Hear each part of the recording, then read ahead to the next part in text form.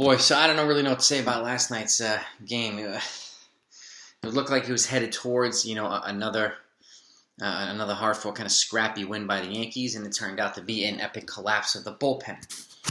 And there's a couple things behind this, in my opinion, too. With regards to the bullpen, obviously they haven't had enough length from a lot of their starting rotation, which some of their starting rotation, not all, which has put pressure on the bullpen. They've also had to use some of the relievers as long starters and patchwork, a bunch of games and stuff like that. And eventually that wears out a bullpen, right? And when you have an elite bullpen, at some point people are going to get tired. They've also had a bunch of issues with inconsistencies and injuries this year. And the two main guys they brought in, Justin Wilson and Darren O'Day via free agency. One, they're older free agents, and I still don't understand why they kind of bring in guys that they were talking about bringing 5-6 years ago. I don't get that logic personally, but they do this quite often. So this just accentuates the need, in my opinion, again, for a trade. A deadline trade to bring in another reliable reliever. They need another guy with a friend. They have some young guys they can call up. I get that, but I think they need another major league reliable reliever. And I've mentioned Rich Rodriguez. And he's the main guy in my opinion. Craig Kimbrell can be an option, even though he's more expensive. Cubs would have to eat some of that money, and he's got a $16 million option next year as well. But those guys would be like the ultimate power arms. I don't see the Brewers moving Josh Hader and them kind of being in contention now. So those seem to be the most reasonable gets or realistic gets for the Yankees. But I definitely think there's a need to bring in a reliever as well as a starter. So those are the two. Obviously a left-handed bat. And I've done trades recently that kind of address all three. A left-handed contact bat, a starter, and a reliever. And I've done a trade with the Cubs and the Pirates specifically, more specifically the Pirates that actually have all three of those pieces in one trade. That can probably be a pretty realistic trade for the Yankees to pursue or even accomplish. Obviously it would cost a little bit, but the trade deadline, I always expect people to overpay. I don't see blue chip guys like Jason Dominguez going anywhere. Just like I don't see blue chip guys like the very, very, very, very top number one or number two prospect in most franchises moving. It might happen. Crazier things have taken place, but to address needs, I don't see a lot of blue chippers going. But I see a lot of depth prospect deals happening, and the Yankees do have the depth. Again, for a significant piece, it may cost the guy that they don't want to move, like an Anthony Volpe or Oswald Peraza or something like that. But it really depends on what they're looking and what they're trying to bring in.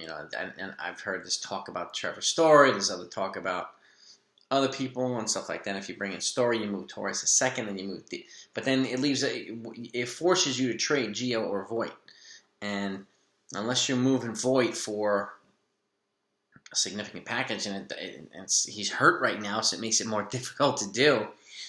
That I don't see the logic in bringing in Trevor Story personally. Plus, he's not a lefty contact bat. So, but and there's a lot of the Yankees have a lot of depth, at least infield positional depth at the high levels of the minor leagues, and it's something I would be utilizing in the meantime while addressing the more significant needs. But it's a heartbreaking, loss last night. Going back to it, they were up 5-2, and then Chad Green came in the ninth and gave up 3 runs, unfortunately. And the game became tied. Not 5-2. I think it might have been 3-1. Sorry. And then he gave up 2 runs, and then which tied it 3 at the ninth. And then so blown save there, and then Brett Gardner hit a sac fly and brought in the Yankees' 4th run in the top of the 10th. And this is where again the freaking the extra inning rule comes back to haunt the Yankees always. But then Brooks Kriske made history. Not only did he blow the save, he also became the first pitcher in extra inning in Major League Baseball history with extra innings to throw 4 wild pitches in 1 inning. Gave up 2 runs without giving up a single hit. Yeah, 2 runs, not 1 hit, and the Red Sox wound up winning 5-4. That was just a heartbreaking loss for the Yankees. A very winnable game, And I hope it doesn't disrupt their momentum too much, but because we still got solid contribution from the younger guys again. A key hit by Giancarlo Stanton as well. And Jordan Montgomery was solid again.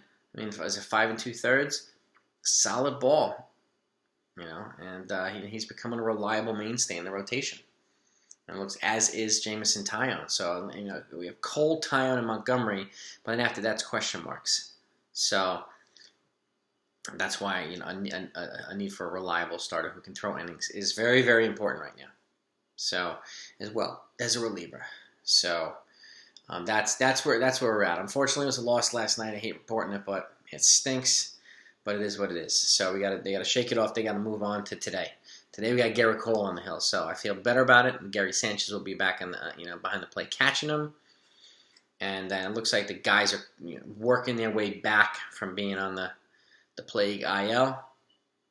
And Voit did get a cortisone shot as well on his knee. And then there's some back like some of these guys, Luis Medina and some of the Yankees' top prospects have either pulled out of a game or not starting a game. So there's probably some kind of momentum towards a trade with somebody. I just don't know who yet. I know there's talks about Texas for Gallo, talks about them here, but he's doing his due diligence everywhere. They say this every year too. He does his due diligence everywhere, but he doesn't strike. And after what the Rays did yesterday, bringing in Nelson Cruz, and they've already brought in two or three good, solid relievers on the back end. They bring in a starting pitcher, and I think they will. They're going to be even twice as hard to beat as they are now.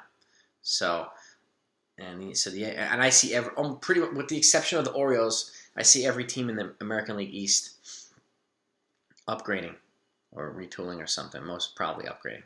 So. This is going to be a much tighter, much tougher division. Now the Yankees have to counter these moves that get made, and again, I would not be waiting until the very last day. Be proactive, Cashman. I really hope you do.